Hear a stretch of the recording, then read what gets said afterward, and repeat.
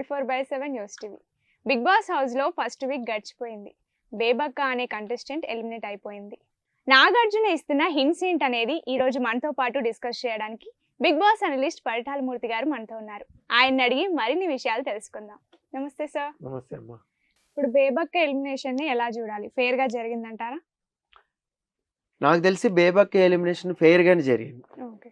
So ఎందుకంటే participation లేదు ఎక్కడ కూడా. ఇప్పుడు నేను కిచెన్ విషయం మాట్లాడను. కిచెన్ విషయంలోకి దూరిన ప్రతి ఒక్కళ్ళు ఎలిమినేట్ అయ్యారు. ఓకే. ఈవెన్ ఫస్ట్లో మనం లాస్ట్ ఇయర్ చూసుకున్నా కూడా కిచెన్ విషయంలోనే ఎలిమినేట్ అయింది అమ్మాయి కూడా. మంచి గేమర్, గేమ్ ఆడటం వదిలేసి అందులోనే ఉండిపోయింది. వండి పెట్టడం ఇది అక్కడే ఉండిపోయింది. ఈవెన్ హేమక్క గుర్తుందో లేదా ఆ సీజన్లో మీకు? వీళ్ళంతా కూడా ఈ బ్యాచ్ అంతా కూడా అక్కడే ఉండిపోతారు. కరాటే కళ్యాణి ఈవెన్ ఈ third week second week eliminate అయిపోయిన వాళ్ళందరూ కిచెన్కి అటాచ్ అయిన వాళ్ళు. అక్కడ ఏదో మనకి వీళ్ళు వండి పెట్టాలి, పని చేస్తే మనం హైలైట్ అవుతాం, పని చేస్తే కంటెంట్ వస్తుంది. దీనికి రాదు కంటెంట్. ఎక్కడైతే ఆర్గ్యుమెంట్ ఉంటుంది, ఎక్కడైతే మనకి అన్యాయం జరుగుతుంది, ఎక్కడైతే టాస్క్లో లొల్లి జరుగుతుంది అక్కడ మనం ఉంటే హైలైట్ అవుతాం. సో అక్కడ ఉండరు. లోపలికి వెళ్ళిన తర్వాత ఏమైంది అంటే అది వచ్చేస్తుంది ఆటోమేటిక్గా. వండి పెట్టాలి, వీళ్ళకి చేసి పెట్టాలి, అది ఇది డిష్ వాష్ ఎవరు చేస్తున్నారు, అదే ఎవరు చేస్తున్నారు, పొద్దున్న అయింది, మధ్యాహ్నం అయింది, సాయంత్రం అయింది, రాత్రి అయింది, పడుకున్నాం. సో ఈ ఎంటైర్ గేమ్లో బిగ్ బాస్లో మీరు ఎక్కడా లేరు, ఫోకస్ అవరు, లైమ్ లైట్లోకి రారు. కానీ బేబక్కకి అదృష్టం కొద్దీ కంటెంట్ వచ్చింది. ఫస్ట్ వీక్లో కాస్త లైమ్ లైట్లో ఉంది, అయినా కూడా గేమ్ చూపించలేమైంది. 2 టాస్క్లు ఆడింది. సో ఒకటంటే బ్యాలెన్సింగ్ చేయలేము మనం రోప్ది, దట్స్ ఓకే, ఫిజికల్ టాస్క్ అది బ్యాలెన్సింగ్ చేయాలి, ఒక్క తాడు మీద ఉండాలి అంటే కొద్ది కష్టమే వేరే వాళ్ళతో పోరాటం. బట్ నీ ఎఫర్ట్ అక్కడ బాగా తెలిసింది అనుకో. ఇప్పుడు చూడండి, యష్మి లాస్ట్ వరకు చాలా ట్రై చేసింది, స్ట్రాటజీ వాడింది, ఆ రోప్స్ ఊపింది అనుకుందాం, ఏదైనా అనుకుందాం, లాస్ట్ వరకు అండి. నైనిక సెకండ్ వచ్చింది, రన్నర్ వచ్చింది ఆ టాస్క్ లో. అంటే అమ్మాయి ఓడిపోయినా మెచ్చుకున్నారు అందరూ, ఏం ఆడేవాడు. సో ఆ ప్రయత్నం ఉందనుకోండి, మీరు ఓడిపోయినా సరే లైమ్ లైట్ వస్తుంది. లేదు ఆ టాస్క్లో ఏదైనా అన్ఫేర్ అనిపిస్తే లొల్లి పెట్టుకోవాలి. ఇది అన్ఫేరు, సమస్య లేదు, టాస్క్ రద్దు చేయండి, లేదంటే ఇది చేయండి, అక్కడ లైమ్ లైట్ అవ్వాలి.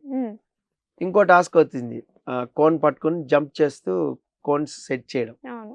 అక్కడ జంప్ చేస్తే వెళ్ళేంత శక్తి లేకపోయింది, సో ఆడలేకపోయింది. కొన్ని అక్కడ ఏమో టెక్నిక్ వాడింది, అది కూడా లేదు. సో ఇక్కడ ఏంటంటే 2 అవకాశాలు వచ్చినాయి, టాస్క్ ఆడే అవకాశాలు, లైమ్ లైట్లోకి వచ్చే అవకాశాలు వచ్చినా దాన్ని గ్రాప్ చేయలేదు. ఎంతసేపు ఈ ఇష్యూలో ఉండిపోయి 3 రోజులు కూడా Nikhil is a strong player అని అటు సైడే ఉండిపోయింది. 2 రోజులు తనే ఒప్పుకుంది. ఆ తర్వాత ఏమైంది, 3 రోజులు ఓపెన్ అప్ అయినా కూడా లేట్ అయిపోయింది. ఓటింగ్ అనేది ఎప్పటి నుంచి స్టార్ట్ అయింది? ఇక్కడ మంగళవారం వరకు నామినేషన్ వేశారు, మంగళవారం స్టార్ట్ చేశారు, బుధవారం నామినేషన్, 2 days ఓటింగే ఉంది. సో 2 days ఓటింగ్లో ఎలా డిసైడ్ అవుతారు? సో అప్పుడు గేమ్లో మనం వెన్ ఎవర్ నామినేషన్స్లో ఉన్నామంటేనే అలర్ట్ అయిపోవాలి, లేదా నామినేషన్స్లోనే అలర్ట్ అయిపోవాలి. డిపెండ్ చేసుకుందా? ఇప్పుడు ఒకటి చెప్తా చూడండి, ఫ్రీ 2 టాస్క్లు ఆడడం గెలవాల, 3వ టాస్క్ వీళ్ళ డెసిషన్లో పెట్టాడు, నైనిక అండ్ నిఖిల్ చేతిలో పెట్టారు, క్లాన్ చీఫ్ని తీసుకోవాలని. అక్కడైనా గట్టి పోటీ ఇచ్చిందా? నిఖిల్తో మాట్లాడిందా? అమ్మాయి నైనికతో మాట్లాడిందా? ఇంకో నేను ఫిజికల్ టాస్క్ ఇంకా ముందు పెట్టినా కూడా నేను ఆడలేను, నేను చీఫ్గా ఉంటే ఏదో ఒక పవర్ వచ్చింది, మేబీ నామినేషన్లో ఉన్నాయేమో, ఇంకో వారం ఉంటా, ఎక్కడే లేదు అసలు. ఇలాంటి గేమే లేదు. అంటే బిగ్ బాస్ చూడలేదు. బిగ్ బాస్ చూడకుండా వెళ్తే ఏం చేయలేరు లోపల. బిగ్ బాస్ చూసుకుని వెళ్తే ఈ రకమైన గేమ్ ఆడగలుగుతుంది. నిఖిల్తో మాట్లాడడం, నైనికతో మాట్లాడడం, నువ్వు మిగతా వాళ్ళు ఫిజికల్ టాస్క్ ఆడగలుగుతారు, శేఖర్ భాష ఆడగలుగుతాడు, ఎప్పుడైనా కొడతాడు, యష్మి ఆడింది, చాలా బాగా ఆడింది, చూసినావా, రోప్ టాస్క్ లాజికల్గా ఆడింది, తను ఎప్పుడైనా కొడుతుంది. నబీల్ ఉన్నాడు, నబీల్ బ్రహ్మాండంగా ఆడతాడు, తను ఎప్పుడైనా సెకండ్ వీక్ అయినా ఏదో ఒక టాస్క్ వెళ్తుంది, ఏదో ఒక టాస్క్లో విన్నర్ అవుతాడు. నేను ఆడలేకపోతున్నా, చూసావు కదా, నన్ను పెట్టుకోవాలి, మీరు చీఫ్ కింద పెట్టుకోండి. బేబక్క మైండ్లో ఉంది వాళ్ళిద్దరికి, చెప్పేసి ఉంటే అయిపోయాను, అక్కడ మాట్లాడుకుంటే అయిపోయాడు. సో అక్కడ కొద్దిగా వెనకబడిందని నాకు అనిపించింది బేబక్క. అలాగే కొంత హౌస్ పార్టిసిపేషన్స్ ఎక్కువైపోయి ఎక్కడైతే పాయింట్స్ ఉన్నాయో అక్కడ లేదు. ఇప్పుడు ఆదిత్య ఓం చూడండి, వర్క్ అంతా చేస్తాడని ఒప్పుకుంటున్నారు. హౌస్ మేట్సే చెప్తున్నారు.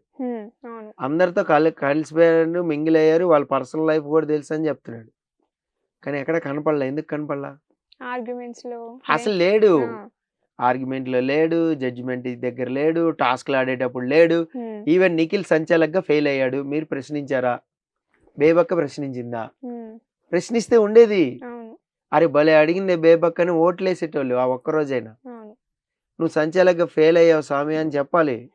నువ్వు డెసిషన్ తీసుకోవాలి. పక్కన సోనియా అంకో చూస్తున్నావు, పక్కన వేరే వాళ్ళ అంకో చూస్తున్నావు, వాళ్ళు చెప్పిందే మాకు చెప్తున్నావు అని చెప్పాలి. అక్కడ బేబక్ ఖాళీగానే ఉంది కదా, టాస్క్లో పార్టిసిపేట్ చేయట్లేదు కదా. గోల్స్ కొట్టారు, గోల్స్ గేమ్ ఆడారు. అది జడ్జిమెంట్ బ్యాలెన్సింగ్ అప్పుడు జడ్జిమెంట్, ఆ బ్రిక్స్ అప్పుడు జడ్జిమెంట్ చెప్పలేరా? ఆపండి, ఫస్ట్ నుంచి స్టార్ట్ చేద్దామని మాట్లాడగలరు కదా. సో సంథింగ్ అరౌండ్ ఎక్కడంటే మనం ఆ టాస్క్ మాయలో పడిపోతాం. ఆ బిగ్ బాస్ హౌస్ బ్యూటిఫుల్గా ఉంటుంది, ఆ మాయలో పడిపోతాం. సో గేమ్ ఎక్కడి నుంచి స్టార్ట్ చేయాలో తెలీదు. ఫస్ట్ వీక్లో ఎలా స్టార్ట్ చేయాలో తెలీదు. ఇంకా మూడో రోజు లాస్ట్ ఫ్రైడే సాటర్డే 2 రోజులు కంటెంట్లో ఓపెన్ అప్ అయితే ఉపయోగం ఉండదు. ఓపెన్ అప్ అయింది పాపం. ఇక లాస్ట్లో ఏది సాటర్డే ఎపిసోడ్లో సండే ఎపిసోడ్లో ఓపెన్ అయింది. బట్ అప్పటికి లేట్ అయిపోయింది. అప్పుడు స్పందించిన బేబక్క ఇప్పుడు నిఖిల్ విషయంలో ఇలా ఎలా స్పందించింది, దాన్ని ఎట్లా చూడాలి? అంటే ఇప్పుడు నిఖిల్తో పెట్టుకుంటేనే మనం కొంచెం సర్వైవ్ అవ్వగలుగుతాం, ఇలా కూడా అనిపించి ఉండొచ్చు. సో నిఖిల్ డెసిషన్స్ రాంగ్ వెళ్ళి బయటికి ఇలా కూడా ఆలోచించి ఉండొచ్చు. ఇది కూడా పోర్ట్రే, అదే మేబీ పోర్ట్రేనే, సమస్య లేదు. ఆ పోర్ట్రే చేయడంలోనే ఉంటారు ఎంతసేపు కూడా. సో అందుకని రోడ్డు మీదకి పడేసింది కదా అది పెట్టినప్పుడు కూడా.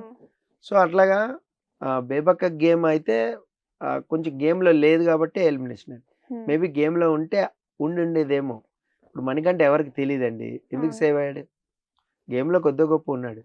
బట్ శేఖర్ భాష గేమ్లో లేడు అసలు, గేమ్లోనే ఎక్కడ ఇన్వాల్వ్మెంట్ కూడా లేదు. బట్ ఫాలోవర్స్ అసలు విష్ణుప్రియ గేమే ఆడలా ఫస్ట్ వీక్.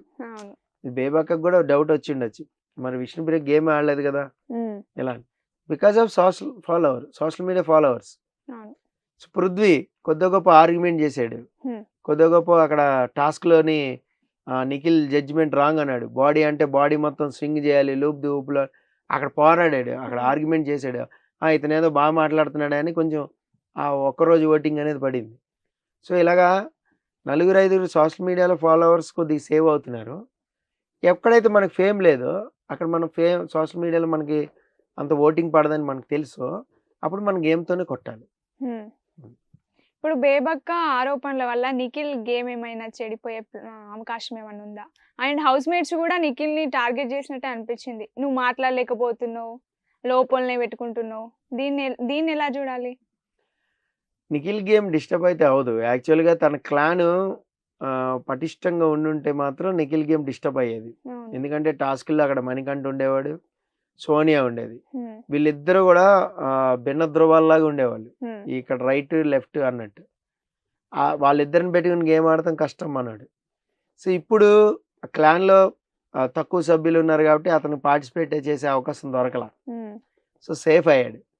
ఒకవేళ చేసి ఉంటే మాత్రం కొంచెం బిస్కెట్ అయ్యి ఉండేదేమో.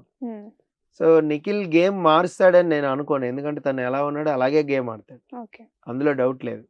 మనం నచ్చపో ఇలాగే గేమ్ ఆడదామని ఫిక్స్ అయిపోయాడు. ఈవెన్ పక్క నుంచి అబ్బాయి కూడా కొంచెం అడ్వైజులు అనేది ఇచ్చాడు.